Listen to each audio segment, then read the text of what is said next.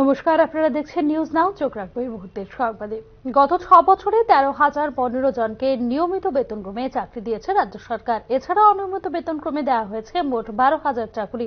রবিবার যুব বিষয়ক ক্রীড়া দপ্তরের আয়োজিত জাতীয় যুব দিবসের অনুষ্ঠানে এরকমটাই জানালেন মন্ত্রী টিঙ্কু রায়। অনুষ্ঠানে বক্তব্য রাখতে গিয়ে গ্রুপ ডি সহ আরো কিছু পদের নিয়োগপত্র শীঘ্রই দেওয়া হবে বলেও এদিন জানিয়েছেন মন্ত্রী টিঙ্কু রায়। আগরতলা রবীন্দ্র শতবার্ষিকী ভবনের আম্রকুঞ্জে আয়োজিত হয় জাতীয় যুব দিবসের এই অনুষ্ঠান।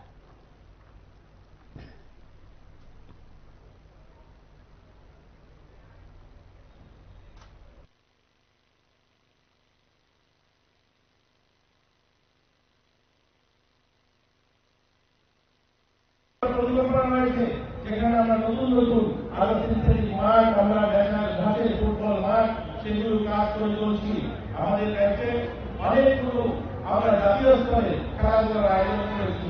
আমরা খুবই খুশি হবেন, ইতিমধ্যে আমরা উত্তর পূর্ব যুব উৎসব স্কুলকে গত বছর আমাদের আগরতলাতে অনুষ্ঠিত করেছিলাম। আমরা ইউনিভার্সিটিতে যেটা আমাদের আগ্রহিত হয়েছিল কিন্তু তার যোগা হয়েছে আমাদের রাজ্যে, আমরা সেটা অনুষ্ঠিত করেছিলাম। আমরা জাতীয় স্কুল ক্রীড়া যোগা আয়োজন করেছিলাম, আমরা জুডো আয়োজন করেছি।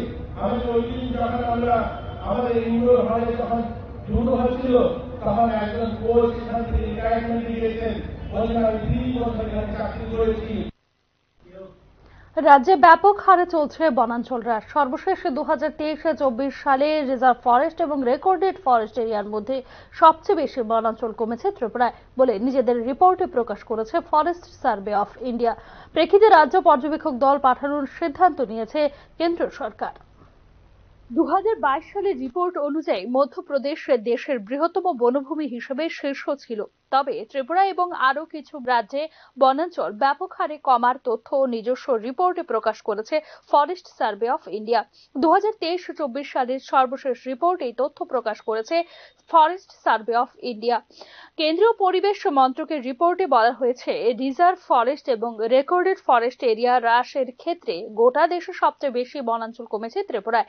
রাজ্যের বিভিন্ন অঞ্চলে বিশেষত নদী সংলগ্ন বনাঞ্চলগুলোতে ক্ষতি হয়েছে উল্লেখযোগ্য মাত্রায়। হাওড়া, গুমতি, খোয়াই, ধলাই এবং অন্যান্য অঞ্চলের বনাঞ্চলে এই ক্ষতির প্রভাব দেখা গেছে রিপোর্টে উল্লেখ করেছে কেন্দ্রীয় পরিবেশ মন্ত্রক।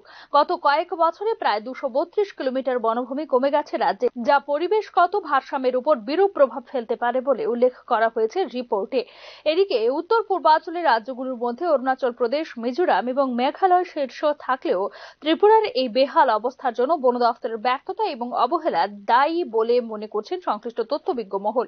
বনদস্যুদের দখল এবং প্রশাসনিক দুর্নীতি এই পরিস্থিতির জন্য বড় কারণ বলে মনে করেন পরিবেশবিদরাও। এবার রাজ্যের এই অবস্থানে উদ্বেগ প্রকাশ করে প্রতিনিধি দল পাঠানোর পরিকল্পনা করছেন কেন্দ্রীয় মন্ত্রক। Bureau report, news now. এদিকে ভারতীয় মজদুর সংঘের দুই গোষ্ঠীর সংঘর্ষে প্রথমে উত্তেজনাকর পরিস্থিতি এবং পরবর্তী সময়ে একাংশ যান চালকের অনির্দিষ্টকালের জন্য কর্মবিরতির ঘোষণা। প্রেক্ষিতে জনদুর্ভোগ চূড়ান্ত পর্যায়ে পৌঁছায় ধর্মনগরে। ভারতীয় মজদুর সংঘের দুই গোষ্ঠীর মধ্যে সংঘর্ষের ঘটনায় রবিবার থেকে অনির্দিষ্টকালের জন্য কর্মবিরতির ঘোষণা দেয় একাংশ যান চালক। প্রেক্ষিতে রবিবার সকাল থেকেই দুর্ভোগের শিকার হন যাত্রী সাধারণরা। এদিন সবচেয়ে বেশি সমস্যার সম্মুখীন হন রেল যাত্রীরা। ধর্মনগর রেল স্টেশন থেকে যাত্রীদের আনা নেওয়ার জন্য একটা বড় অংশের যান চালকরা অসহযোগিতা করায় চরমে ওঠে দুর্ভোগ। এই সুযোগে অতিরিক্ত ভাড়া আদায় করে যাত্রীদের পকেট কাটার সুযোগ পায় একাংশ যান চালক। এদিকে নিজেদের কর্মী সমর্থকদের উপর আক্রমণের প্রতিবাদে অনির্দিষ্টকালের জন্য এই কর্মবিরতি বলে জানিয়েছে প্রাইভেট ট্রান্সপোর্ট মজদুর সংঘ। আমাদের 3 জন শ্রমিককে আহত করা হয়েছে গুরুতরভাবে। তারই প্রতিবাদে আজ আমাদের ভারতীয় প্রাইভেট ট্রান্সপোর্ট মজদুর মহাসংঘের সকল শ্রমিক ভাইয়েরা, সকল মজদুর ভাইয়েরা তারা কর্মবিরতি দিয়েছে।